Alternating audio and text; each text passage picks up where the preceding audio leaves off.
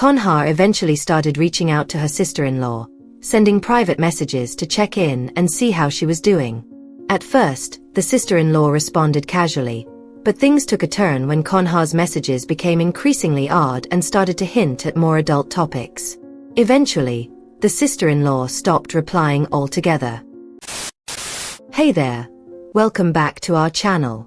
Today, we're diving into another shocking real-life story from this world. This time, the tale comes from the city of Kampot, Cambodia. It's about a wife who becomes completely obsessed with her young, handsome brother-in-law. She goes to extreme lengths to try and turn her twisted desires into reality. And unfortunately, things spiral out of control, leading to a terrible incident. What exactly happened in this case? Let's take a closer look and discuss the full story. Stay tuned.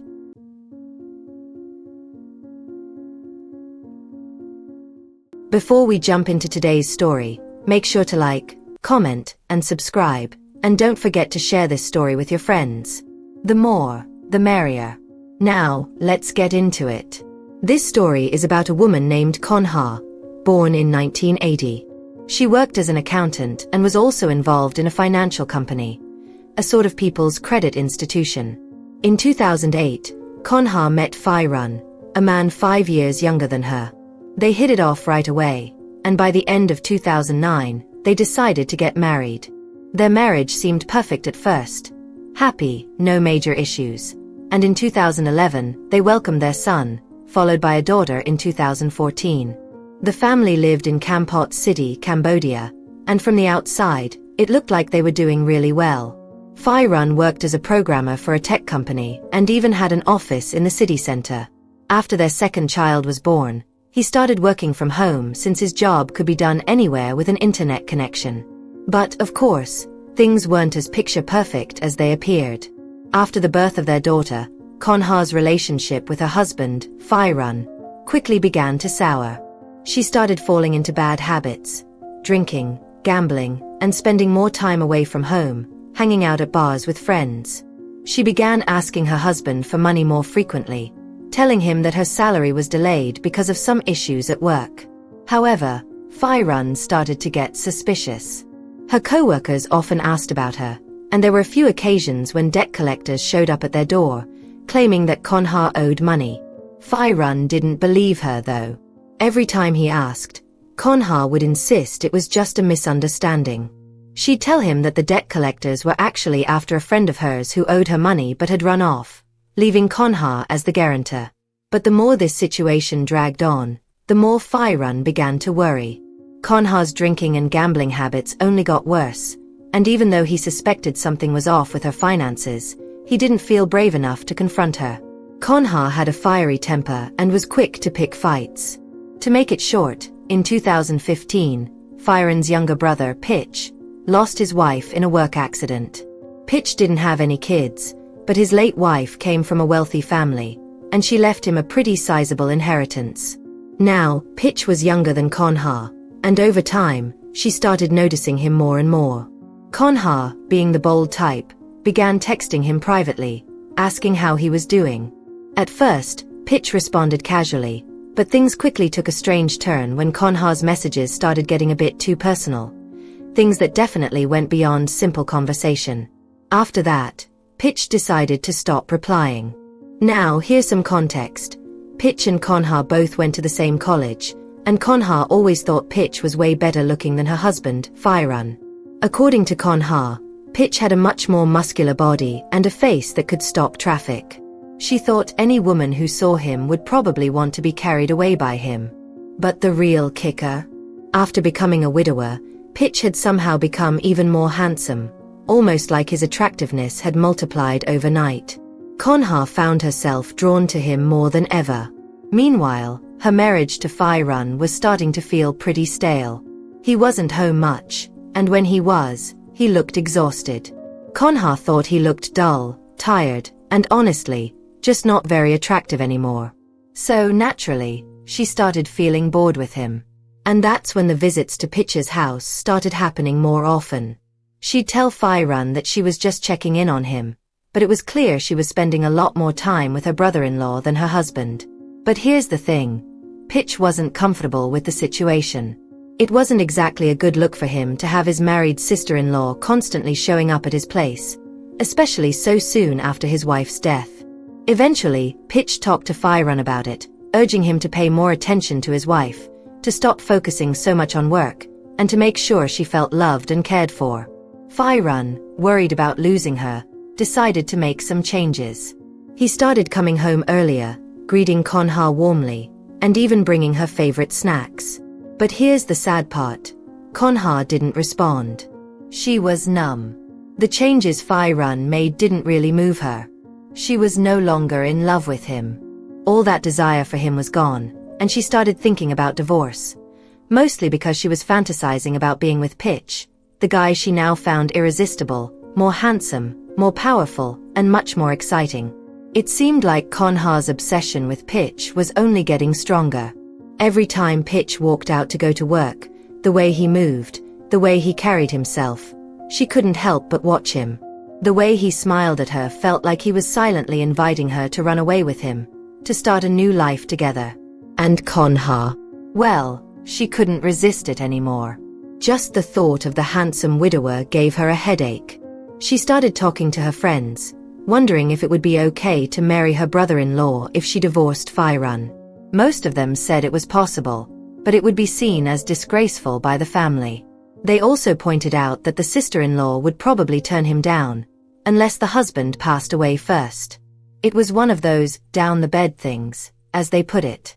Konha's friends also told her that, according to her religion, it was okay to marry a brother-in-law if the husband was dead or if they were officially divorced.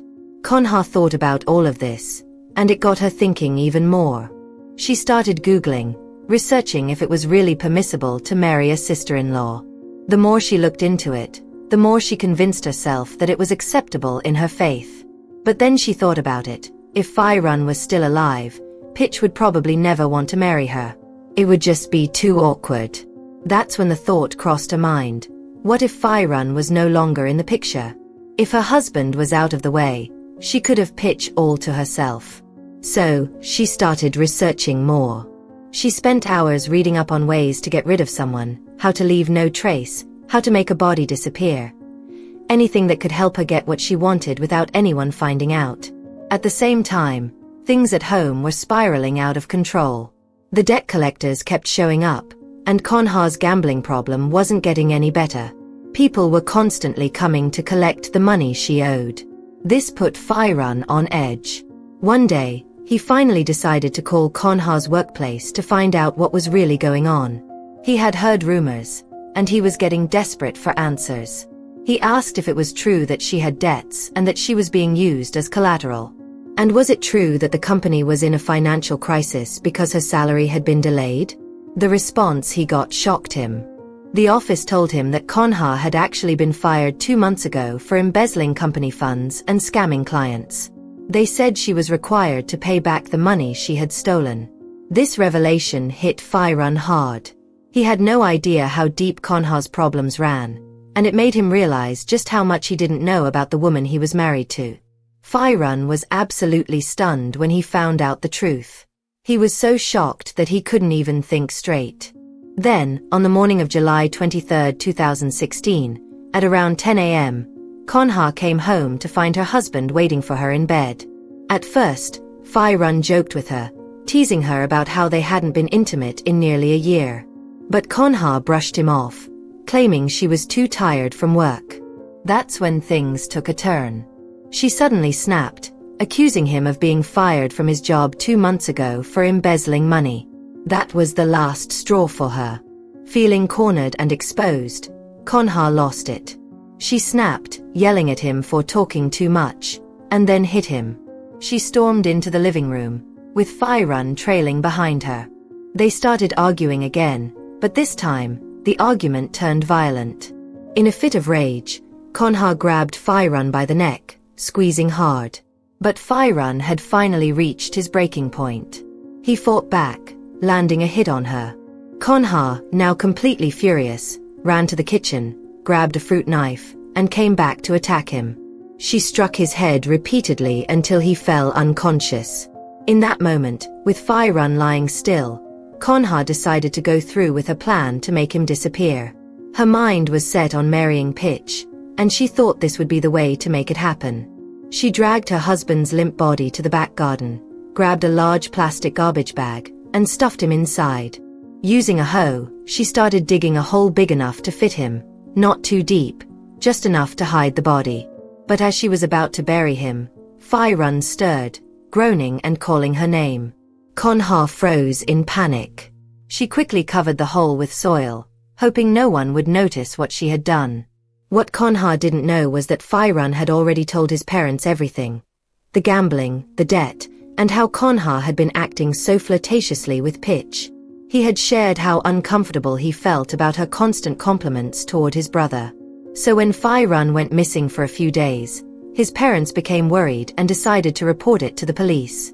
They also made sure to share the troubling details about Conha's behavior and her growing debts. At first, Conha told everyone that Fai-run was out of town for work. Then she changed her story, saying he was at an event with an old college friend. But the family wasn't buying it. They knew something wasn't right because Fai-run would never just disappear without at least checking in. He was always in touch, even when he was away for work. Plus, he'd always leave the kids with his mom or ask for prayers if he was gone for a while. This time though, there was no communication, and that raised alarms. 2 days later, the police decided to search Conha's house. That's when they found something suspicious, a mound of dirt in the backyard that looked freshly dug. Using a scraping machine, they uncovered Fai-run's body in the shallow hole. They also found red stains on the wall, which seemed to match the injuries he'd sustained from the knife attack. Conha had no words to explain herself when the police confronted her. She just went silent. As the investigation progressed, the evidence against Conha kept piling up. They found traces of Fai-run's blood on the walls and sofa inside the house. But perhaps the most damning piece of evidence was Conha's search history. The police uncovered Google searches like how to get rid of someone without getting caught, how to marry a sister-in-law, and best places to take someone's life. There were even searches about faking Fai-run's disappearance to make it look like he'd taken his own life. It was clear from the evidence that Conha had been planning this for a while. The police also found only her DNA and fingerprints all over the house, leaving her with no choice but to confess. She admitted to everything, explaining that she'd killed Fai-run because her desire for him had completely faded. Her love for him was gone, replaced by an intense passion for her handsome brother-in-law, Pitch. She couldn't deny that every time Pitch visited, she couldn't help but act out of character. The way he carried himself, his muscular build, and even his Adam's apple, everything about him drove her wild. Conha admitted that her obsession with Pitch wasn't just about love. She also saw the opportunity to secure a future with someone who had inherited a lot of money from his late wife. The inheritance could help pay off the debts she had racked up from her gambling addiction. To make a long story short, it turns out that Conha, who was supposed to be a financial advisor, had scammed at least 34 of her clients. They all reported her to the police for various forms of fraud. One of her clients even had his house seized by Conha, who mortgaged it and used the money to cover her gambling debts. As a result, that client was evicted from his own home. The police later found that Conha had embezzled a total of 3 billion IDR from these 34 clients, not even counting the money she swindled from her sister-in-law and father-in-law, which was never fully accounted for. During her trial at the Kampot City High Court, Conha finally confessed to her crimes in an attempt to lessen her punishment. The investigation revealed a shocking detail. Fai-run, her husband, had still been alive when she buried him in the shallow grave with the plastic garbage bag. Doctors later confirmed that he died from suffocation, meaning he was buried alive. In April 2017, the court sentenced Conha to 25 years in prison for the murder of Fai-run. Then, in August 2018, her trial for defrauding her clients took place. To settle part of her debt, Conha's father had to sell their house and farmland in the village, but there was still more to be paid. In the end, Conha received an additional 5-year sentence for fraud and embezzlement. Fai-run's parents were granted full custody of their 2 children, and Conha was permanently banned from seeing them. What lessons can we learn from this story?